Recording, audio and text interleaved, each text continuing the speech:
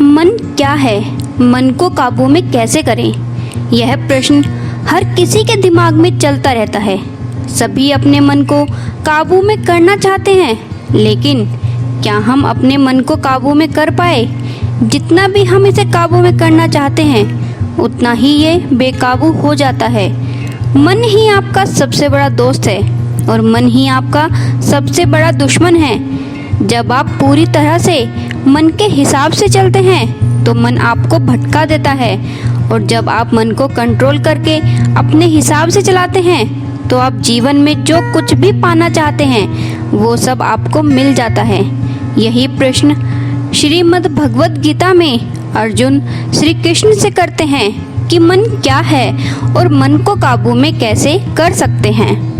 भगवान श्री कृष्ण अर्जुन को गीता ज्ञान देते हुए आत्मा और शरीर के बारे में बताते हैं। फिर कहते हैं कि ये सुख दुख हमारे शरीर को होते हैं, जिसका कारण हमारा मन है। ये सब मन की शरारत है। अर्जुन पूछते हैं, मन की शरारत, इसका क्या अर्थ है केशव? श्री कृष्ण कहते हैं, पार्थ, प्राणी के शरीर का एक अदृश्य अंग है मन, जो दिखाई नहीं देता, परंतु वही सबसे शक्तिशाली हिस्सा है शरीर का। ये याद रखो कि मन शरीर का हिस्सा है, उसका आत्मा से कोई संबंध नहीं। आत्मा यदि रथ में बैठा हुआ रथ का स्वामी है, तो मन शरीर रूपी रथ का सारथी है। ये मन ही इंद्रियों रूपी घोड़ों को इधर उधर भटकाता है। कभी यौवन के आवेश में यही चंचल मन मनुष्य को इस भ्रम में डालता है कि वो सर्वशक्तिमान है, वो सब कुछ कर सकता है, वो यहाँ का राजा है, जिसके आगे हर कोई झुक जाने पर विवश है और जिसे हर कोई प्रणाम करता है। जिस तरह दीपक की बाती को दीपक तले छुपा अंधेरा दिखाई नहीं देता, उसी तरह जवानी को उसके पीछे छुपा बुढ़ापा और कमजोरी दिखाई नहीं देती।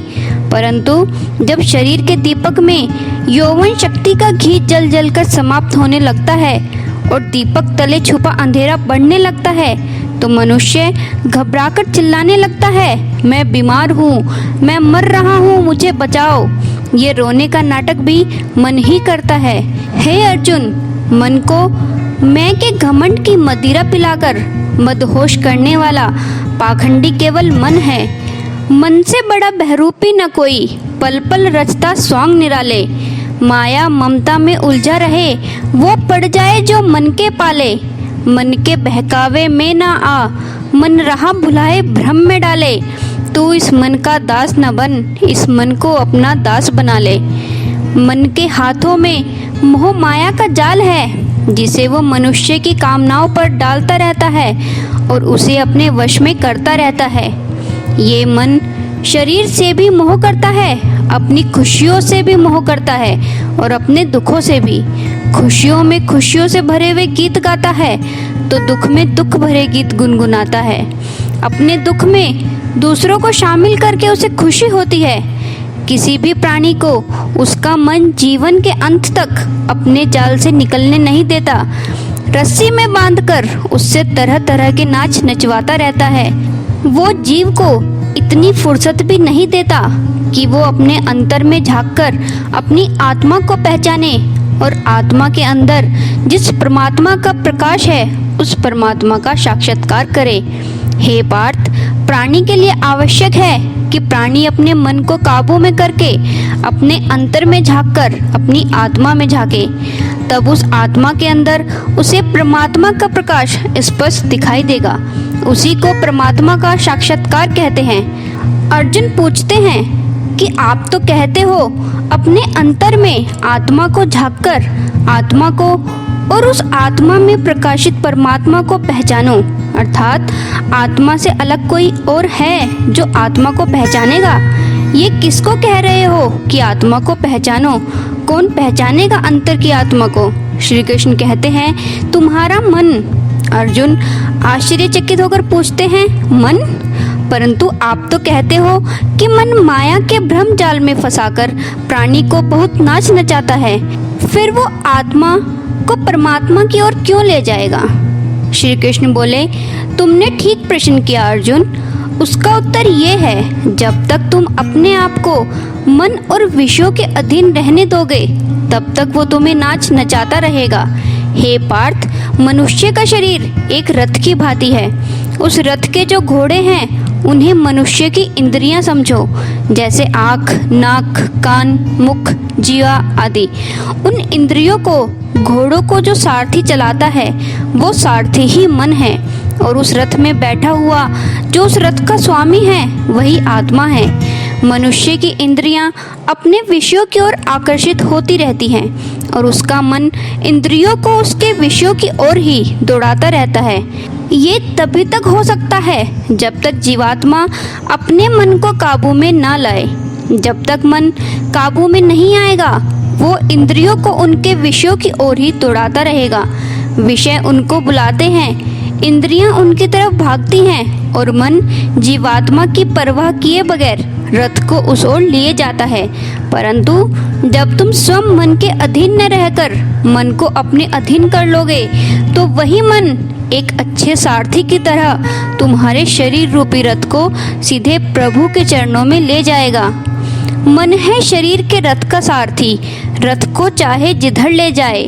इंद्रियां हैं इस रथ के घोड़े, घोड़ों को विषयों की ओर भगाए। आत्मा और शरीर के मध्य में ये मन अपने खेल दिखाए। मन को वश में कर ले जो योगी, वो इसी रथ से मोक्ष को जाए।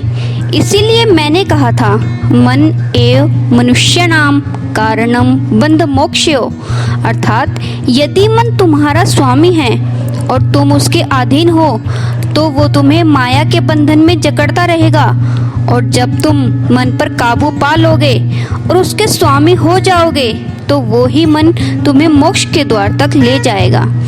अर्जुन पूछते हैं, हे मधुसूदन, ये कहना तो बहुत आसान है कि तुम मन पर काबू पालो, मन के स्वामी बन जाओ, परंतु यही तो सबसे दुष्कर कार्य है। हे केशव, मन तो वायु की तरह चंचल है। जिस तरह बहती हुई वायु पर काबू पाना असंभव है, इसी प्रकार इस चंचल मन को अपने अधीन करना अति दुष्कर काम है। श्री कृष्ण बोले, हे अर्जुन, तुम्हारा ये कहना सत्य है कि मन अति चंचल है, उसे अपने वश में करना बहुत मुश्किल है।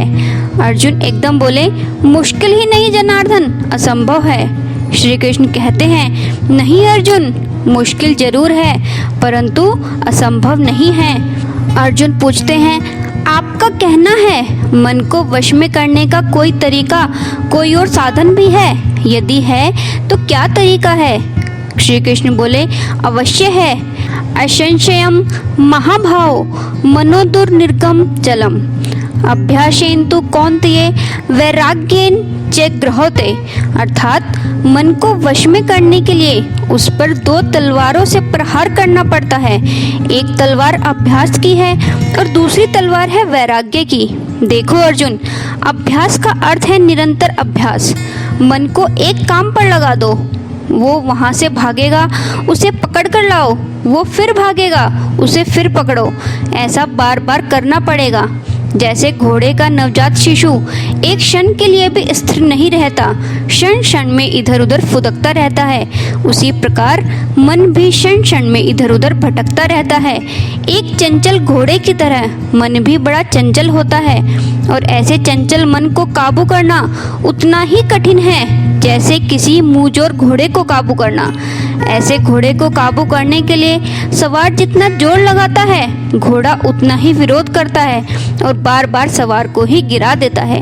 परंतु यदि सवार दृढ़ संकल्प हो तो अंत में वो उस घोड़े पर सवार हो ही जाता है। बस फिर वही घोड़ा सवार के इशारे पर चलता रहता है। इसी प्रकार मन को भी नियंत्रण की रस्सी में बांधकर बार बार अपने रास्ते पर लाया जाता है, तो अंत में वो अपने स्वामी का कहना मानना शुरू कर देता है। इसी को कहते हैं अभ्यास की तलवार चलाना।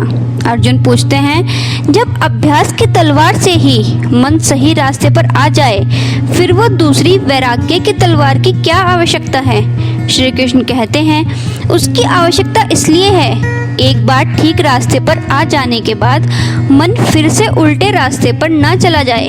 क्योंकि उल्टे रास्ते पर इंद्रियों के विषय उसे सदा ही आकर्षित करते रहेंगे। मिथ्या भोग, विलास और काम की तृष्णा उसे फिर अपनी ओर खींच सकती है। इसीलिए मन को यह समझना जरूरी है कि वो सारे विषय भोग मिथ्या हैं, आसार है, योग माया के द्वारा उत्पन्न होने वाले मोह का भ्रम है। मन जब इस सत्य को समझ लेगा तो उसे विषयों से मोह नहीं रहेगा, बल्कि उसे वैराग्य हो जाएगा। यही वैराग्य की तलवार का काम है कि वो विषयों को काटकर मन को सन्यासी बना देती है। अब अर्जुन पूछते हैं कि हे केशव, ये जो आप वैराग्य की बात करते हो, ये तो तभी आ सकता है जब प्राणी को आपकी इस बात पर विश्वास हो जाए कि ये सारा जगत वास्तव में मिथ्या है, नश्वर है, परंतु आपकी माया के प्रभाव से तो ये सत्य जान पड़ता है। इस परम सत्य के ज्ञान पर विश्वास हो जाए तभी तो वैराग्य होगा। श्री कृष्ण कहते हैं, बिल्कुल, ज्ञान ही मनुष्य के हृदय में वैराग्य पैदा कर सकता है और वही सच्चा ज्ञान मैं तुम्हें प्रदान करता हूँ। तो उसी वैराग्य के ज्ञान के लिए आप इस वीडियो का सेकंड पार्ट जरूर सुने, जिसमें मैं आपको बताऊंगी कि वैराग्य क्या है और हमारा मन हमारी बात क्यों नहीं सुनता। अगर आपको ये वीडियो पसंद आया है तो मेरे चैनल को सब्सक्राइब करें, वीडियोस को लाइक एंड शेयर करें और मुझे कमेंट करके बताएं कि आप अगली वीडियो किस विषय पर सुनना चाहेंगे। धन्यवाद।